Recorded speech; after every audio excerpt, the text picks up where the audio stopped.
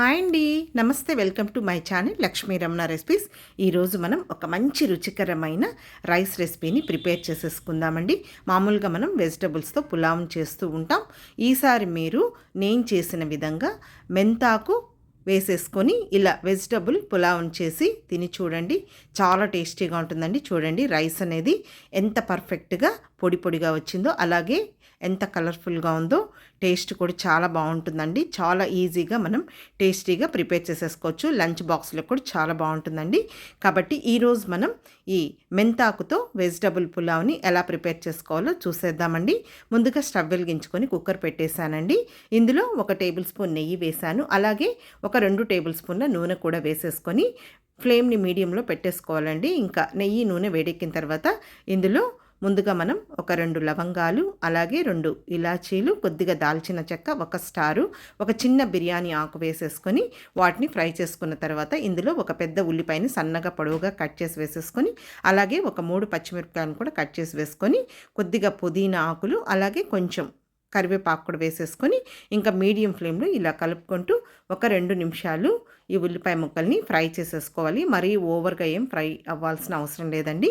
చూడండి ఈ విధంగా వేగితే సరిపోతుంది. ఇప్పుడు ఇందులో ఒక మీడియం సైజ్ క్యారెట్ని పైన పీల్ చేసేసుకొని కట్ చేసుకొని, అలాగే ఒక 4 బీన్స్ను కూడా ముక్కలుగా కట్ చేసి వేసేసుకొని, అలాగే ఒక మీడియం సైజులో ఉన్న బంగాళాదుంపను కూడా పైన పీల్ చేసేసుకొని చిన్న ముక్కలుగా కట్ చేసి వేసేసుకొని, ఇందులో మెయిన్ అండి ఒక గుప్పెడు మెంతాకులను కూడా కడిగి శుభ్రంగా వాటిని డైరెక్ట్గా వేయకుండా కొద్దిగా కట్ చేసి వేసేసుకొని, ఇప్పుడు ఇవన్నీ వేసుకున్న తర్వాత ఇంకొక 2 నిమిషాలు మీడియం ఫ్లేమ్లో ఇలా కలుపుకుంటూ ఫ్రై చేసేసుకోవాలి. మామూలుగా మనం వెజిటబుల్స్ వేసేసుకొని పులావ్ చేసుకుంటూ ఉంటామండి. కానీ ఇందులో మీరు ఇలా మెంతాకు కూడా వేసి వెజిటబుల్ పులావ్ చేస్తే సూపర్ టేస్టీగా ఉంటుందండి. ఇప్పుడు వేగిన తర్వాత ఇందులో ఒక మీడియం సైజ్ టమాటోని చిన్న ముక్కలుగా కట్ చేసి వేసేసుకొని, అలాగే 1 టీ స్పూన్ అల్లం వెల్లుల్లి పేస్ట్ కూడా వేసేసుకొని, ఇప్పుడు ఇంకొక 2 నిమిషాలు ఈ పచ్చివాసన పోయే వరకు ఫ్రై చేసేసుకోవాలి. మనం మెంతాకు వేసిన తర్వాత కూడా కొద్దిగా ఫ్రై చేసుకోవాలండి, ఎందుకంటే మెంతాకు లైట్గా చేదు ఉంటుంది కాబట్టి.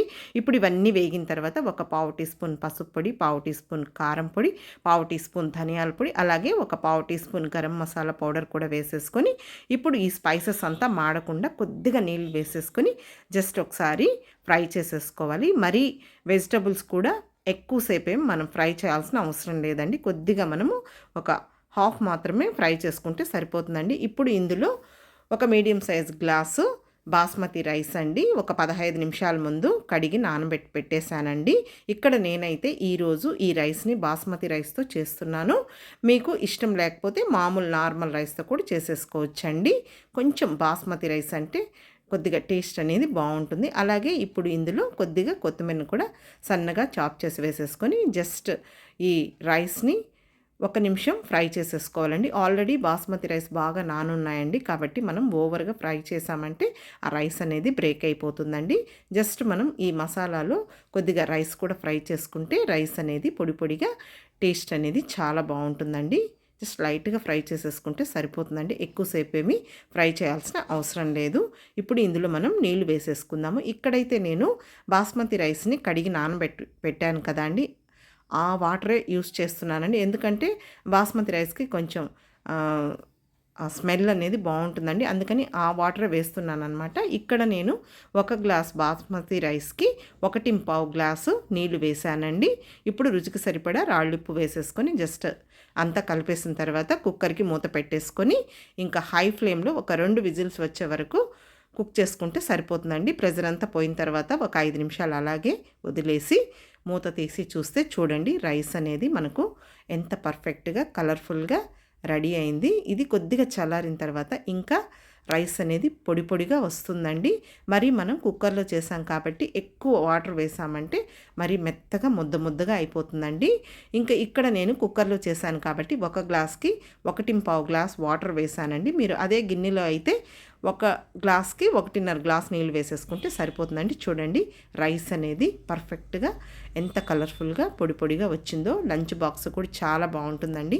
మెంతాకు కూడా ఆరోగ్యానికి చాలా మంచిది, కానీ మనం మెంతాకు వేసి చేసాం కాబట్టి మంచి ఫ్లేవర్తో రైస్ అనేది చాలా టేస్టీగా ఉంటుందండి. ఇలాగే డైరెక్ట్గా తినచ్చు, లేదు పెరుగు చట్నీతో తినచ్చు, లేదు ఏదైనా వెజ్ కర్రీస్తో తినచ్చు. తప్పకుండా ట్రై చేయండి. ఈ వీడియో మీకు నచ్చితే లైక్ చేయండి, షేర్ చేయండి. ఇంకొక మంచి వీడియోతో మళ్ళీ కలుద్దాం. నమస్తే అండి.